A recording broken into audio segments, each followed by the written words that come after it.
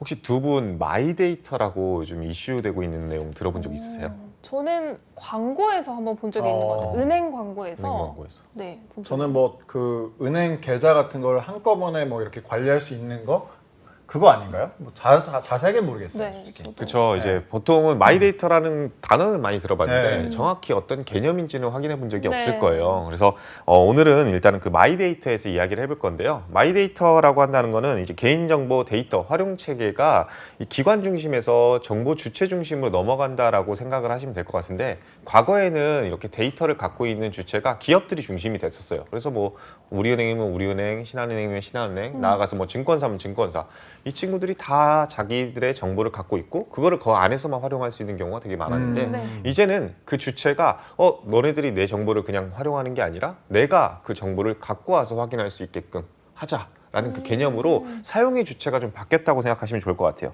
그리고 이러한 것들을 관리하고 통제하는 개념을 개인이서 할 수 있다 보니까 자연스럽게 신용정보라든지 자산관리 등에 능동적으로 이제 개인 직접 참여할 수 있게끔 되는 게 가장 큰 요소라고 생각을 해요. 그래서 이게 가장 핵심은 여러 곳에 분산되어 있는 정보들, 뭐 예를 들면 미래에셋증권에 저장되어 있는 나의 정보, 우리은행에 저장되어 있는 나의 정보를 하나의 루트를 통해 가지고 확인할 수 있다라는 게 가장 큰 핵심이라고 생각하시면 좋을 것 같고요. 이렇게 하면은 내가 결국에는 이 정보 주권을 가지고 있고 되찾을 수 있다라는 거. 어떻게 보면 개인들 입장에서는 굉장히 큰 이슈이자 굉장히 좋은 활용 요소가 될 수밖에 없다라는 걸 좀 인지하셨으면 좋겠습니다. 그런데 살짝 이해가 갈 것 같으면서도 아직은 정확하게 이해는 안 가는데 근데 내 정보는 원래 제 거 아닌가요? 이게 마이데이터가 도입한다고 뭐가 달라지는 거죠? 일단은 뭐 카드를 한번 예를 들고 싶은데요. 네. 일단은 뭐 MC분들께서는 보통 카드 몇 개나 쓰세요? 저는 행운의 세븐 7개를 씁니다. 일곱 개나 저 혹시? 2개. 2개 정도 쓰시죠? 네. 근데 그게 카드들이 다 같은 카드사인가요? 달라요. 네. 다 다르죠. 네. 그러면은 내가 어디서 얼마를 썼는지를 확인을 어떻게 하세요? 각각 들어가서 그쵸. 네, 해보는. 네, 그렇게 보통 들어가서 확인을 해야 네, 돼요. 네, 그리고서는 내 소비 패턴을 파악해가지고 또 새로운 카드를 발급한다면은 이런 데서 내가 제일 많이 쓰니까 이런 카드를 발급해야지라는 생각으로 접근하게 되잖아요. 네. 근데 그거에 대한 불편함을 한 번에 다 없애는 형식이다라고 생각하시면 좋을 것 같아요. 하나의 앱, 하나의 플랫폼에서 모든 분산되어 있는 카드사들의 정보를 한 번에 불러와서 내가 이달에 쓴 총 소비 내역과 어디에 썼는지를 한 번에 확인할 수 있고 거기에 맞춤형 특화 서비스라든지 맞춤형 특화 카드를 추천받을 수 있게끔 도모할 수 있는 게 이 마이데이터의 핵심적인 장점 중에 하나가 되지 않을까 싶습니다. 그래서 내가 교통비는 어디 나갔더라? 얼마 나갔더라? 아니면 내가 스타벅스 아니면 커피 이런 것들은 얼마나 샀더라? 이런 것들을 하나하나 일일이 따져보는 거 과거에는 이렇게 했는데 이거 엄청 불편하잖아요. 네. 그래서 이 소비 패턴별로 카드를 추천할 수 있으니 소비자 입장에서도 굉장히 유리할 수밖에 없고요. 기업 입장에서도 이분한테 일일이 하나하나 어디에서 얼마나 쓰세요? 어디서 얼마나 활용하세요? 이런 것들 안 물어봐도 되니까 또 기업 입장에서도 효율적으로 카드를 추천할 수가 있고요. 그래서 이런 것들이 마이데이터 사업에서 참여하고 있는 기관들한테서 각각의 개인 정보들을 다 불러와서 지금은 카드만 이야기했지만 더 넓게 보면 은행이나 증권사까지도 모두 포괄하는 개념이기 때문에 굉장히 한 방에 처리할 수 있다는 핵심적인 어떻게 보면은 혁신적인 요소이지 않을까 싶습니다.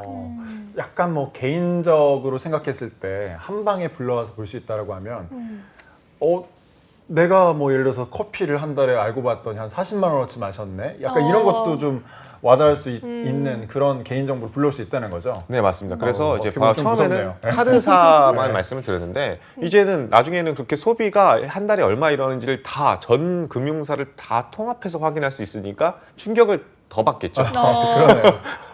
그러니까요. 통장에 비어있는 잔고만 확인하는 게 아니라 실제 내가 어디다 얼마를 쓰는지를 한눈에 볼 수 있다는 거는 어떻게 보면은 내 개인 자산 관리에도 굉장히 큰 도움이 될 수 네. 있습니다. 일단은 여러 군데에서 참여를 하려고 이제 의사를 타진하고 있는데 네. 가장 이제 참여를 이제 하고 있는 기관을 먼저 말씀드리면 이제 관공서가 일단 참여하고 있다는 얘기를 하고 싶어요.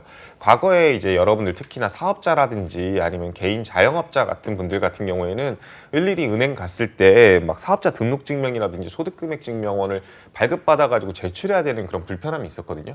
근데 이제 마이데이터 이런 것들 하나하나 제출해야 됐던 과거와는 달리 이런 기술이 도입됨에 따라서 국세증명 같은 것들은 다이렉트로 제공할 수 있게끔 네. 공공 마이데이터 서비스도 지금 도입되어 있습니다.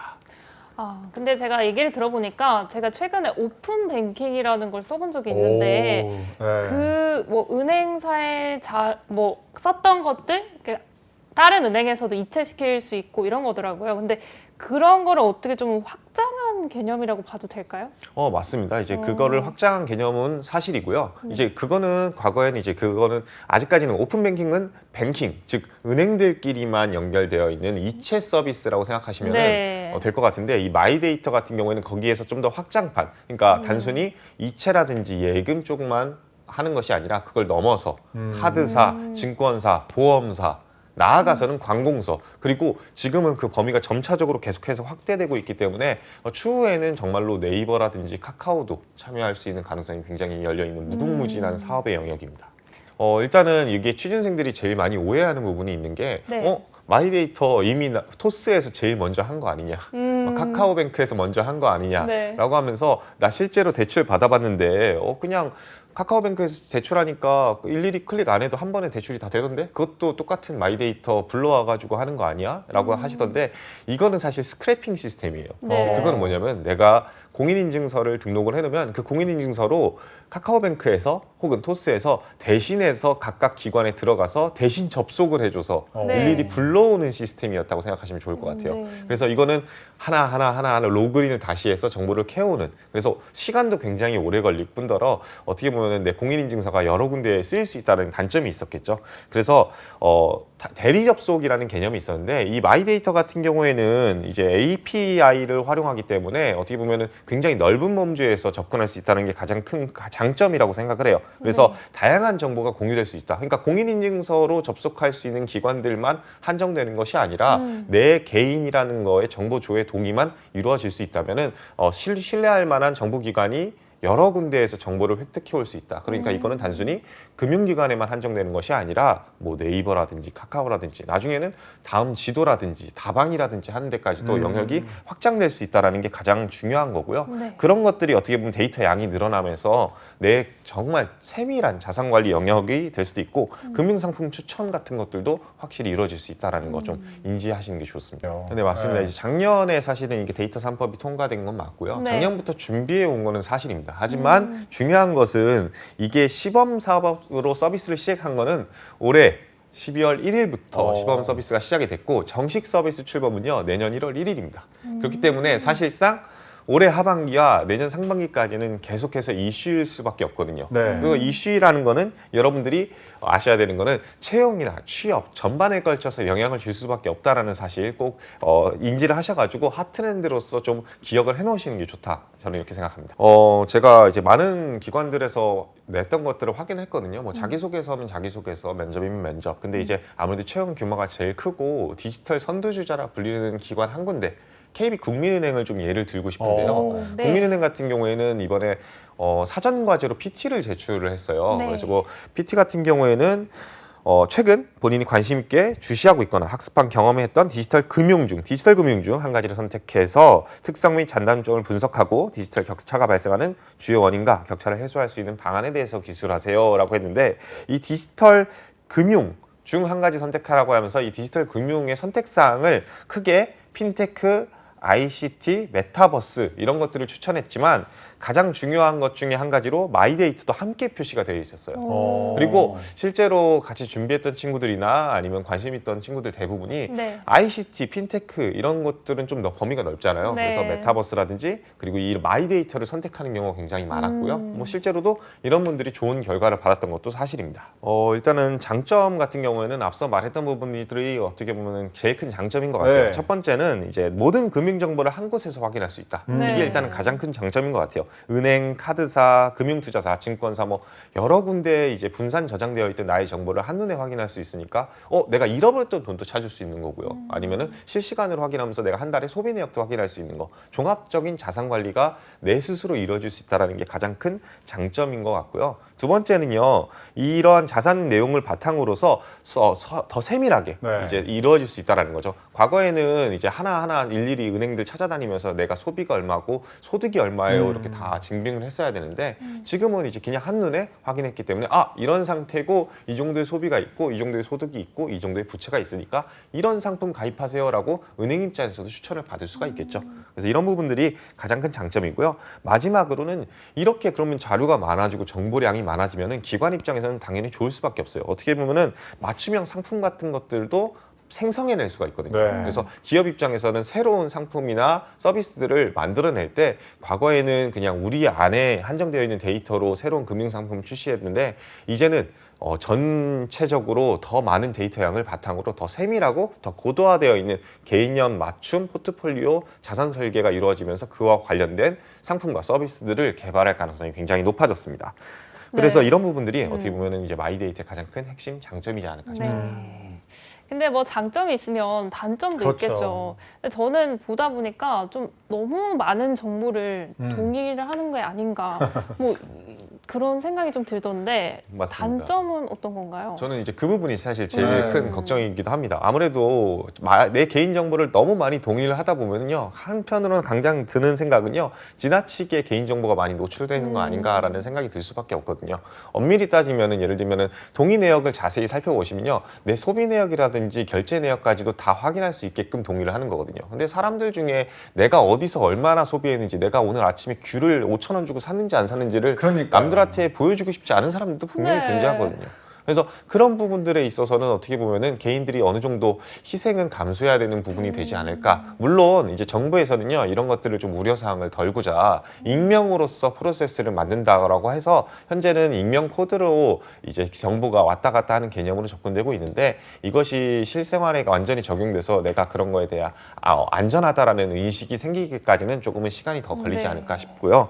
두 번째는 이제 폐쇄적인 데이터 마켓이고 시장이기 때문에 이런 부분들에 있어서 이게 오픈됐잖아요. 네. 과거에는 이제 그냥 개인들이 갖고 있던, 기업들이 갖고 있고 기관들이 갖고 있던 거를 지금은 이제 전 기관들이 공유하는 상황에 놓여 있기 때문에 정보 보안 문제가 가장 큰 또 이슈일 것 네. 같아요. 일단 내 결제 내역이라든지 소비 내역이 공개되는 것도 꺼린데 이것들이 해커라든지 악용돼 가지고 유출된다라고 한다면 더욱더 사실 악영향이 있겠죠. 네. 그래서 실제로 최근에 모 은행에서 본인 아이디로 로그인을 했는데 다른 사람의 자산 내역이 다 뜨는 오류가 벌어졌다라는 사실을 확인할 수가 있었거든요. 그것도 어떻게 보면 엄청나게 큰 보안 이슈라고 저는 생각을 합니다. 네. 그래서 이런 부분들은 아직까지는 이거를 좀 바꿔야 되는 문제가 있지 않을까 싶고요. 마지막으로 한 가지, 제가 이거는 네. 제일 크게 우려하는 사항 중에 하나인데 네. 마이데이터 관련해 가지고 광고 보셨다고 MC분들께서 네. 얘기해 주시고 아니면 뭐 내가 실제 추천을 받았다라는 얘기도 해주셨는데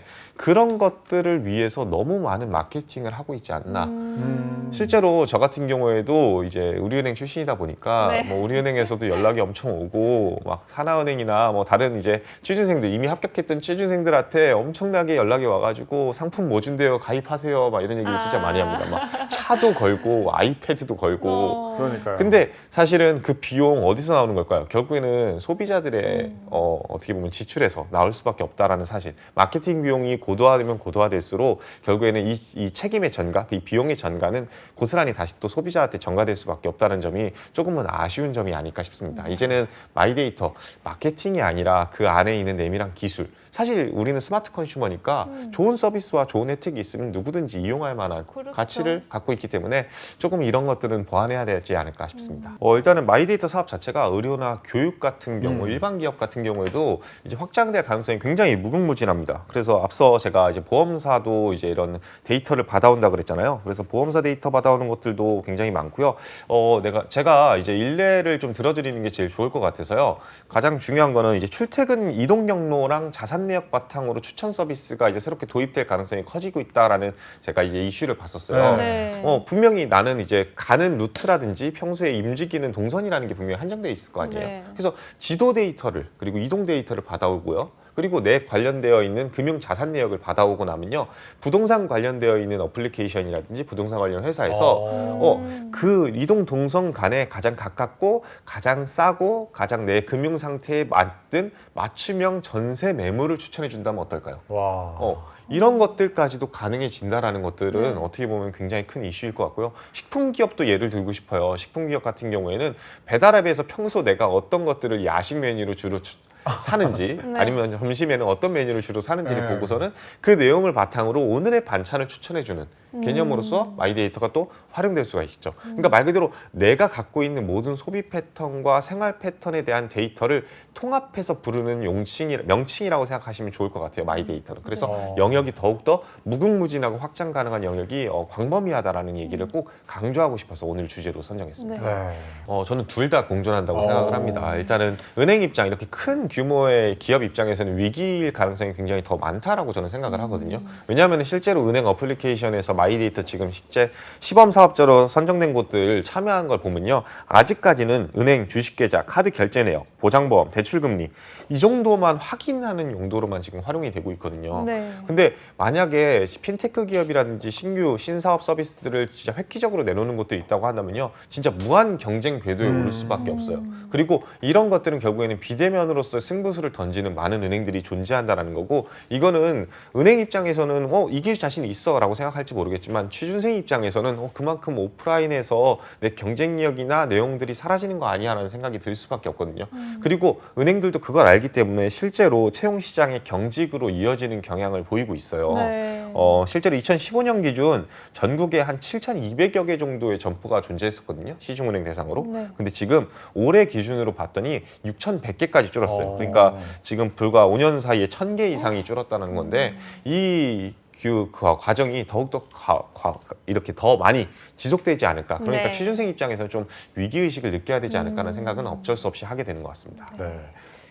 반대로 이제 기회 요인도 같이 네. 얘기를 해야 되겠죠. 네. 너무 부정적인 얘기만 하면 안 되니까. 네. 그래서 이종섭계와의 협력 사업, 그러니까 제가 이게 확장성이 굉장히 뛰어나다 그랬잖아요. 네. 그래서 이종섭계와의 여러 가지 연계 사업을 할 수 있다는 게 가장 큰 이슈인 것 같아요. 국민은행 같은 경우에는 배달앱 요기요랑 손잡기도 하고, 이런 부분들은 또 이 오프라인 매장은 없어진다 할지라도 온라인 기획 직무라든지 아니 마케팅 직무가 더욱더 확장될 수 있는 가능성이 되기 때 열린다라는 것들을 좀 보여줄 수 있는 것 같고요. 그리고 새로운 핀테크 기업, 새로운 기술을 갖고 있는 기업들은 언제든지 이 시장에 진출을 해가지고 취준생들한테 또 다른 채용의 문을 활짝 열려줄 수 있게끔 만들어주는 좋은 요소가 되지 않을까라는 생각도 해보게 됐습니다. 저는 이제 개인적으로 여러 가지가 있겠지만 우선적으로는 데이터 관련되어 있는, 디지털 관련되어 있는 지식부터 습득하는 거를 일단 1차적으로 했으면 좋겠어요. 네. 자격증도 좋고 프로젝트도 좋습니다. 근데 데이터를 너무 멀게 느껴지는 분들이 되게 많게 있어요. 그래서 특히나 문과생들 같은 경우에. 네. 그래서 자격증 하나도 좋고 프로젝트 하나도 좋으니까 이런 것들 일단 1순위로 했으면 좋겠습니다. 그리고 두 번째는요. 과거에는 사실 취준생들이 현장에 가서 현직자 만나보는 거 거의 필수처럼, 치트키처럼 현직자 만나봤습니다. 제가 막 지점 방문해봤습니다. 네. 이런 거 느꼈습니다. 이런 얘기들을 하는 거를 좀 치트키처럼 써먹었거든요. 네. 근데 이런 얘기들을 하는 것이 이제는 온라인화 될 가능성이 굉장히 높다. 그러니까 이 취업 치트키가 단순히 비대면 대면 채널에서 현직자를 만나보는 것 외에도 실제로 우리의 서비스, 비대면 채널에서의 서비스 이용해 봤니? 장점은 뭐였니? 단점은 뭐였니? 즉 여러분들이 직접 서비스를 이용하고 비교해 보는 것만으로도 굉장히 큰 어떻게 보면 강점으로 이야기를 할 수 있는 요소가 생겨날 수 있다는 거. 이 두 가지 꼭 기억하에 놓으시고서 준비하셨으면 좋겠습니다.